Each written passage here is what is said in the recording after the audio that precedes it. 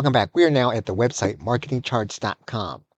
And assuming that we have come to a site like Marketing Charts and we're going to be using information from one of its pages, we want to be able to cite this as a source and then use it inside of our product. And if we have Zotero enabled, what we'll need to do is to make sure that our Zotero connector is pinned to our browser. We'll then need to go inside of our browser. And while we're on this page, we'll need to click on top of the Zotero connector. What we'll then do is we will then add this source to a folder in Zotero for the project we are working on. And we can do the same thing with multiple sources on multiple sites.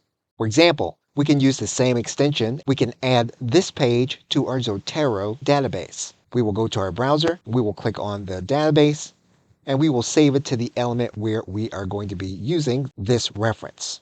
And our references are now in place. If we want to take notes about what it is that we are doing with this particular reference, we can do it here inside of Zotero. Now what we'll be able to do is we'll be able to pull this information into anything that we are working on and then use it at the end in order to create a list of sources for our product. Okay, so with that, thanks, and I will see you in another video.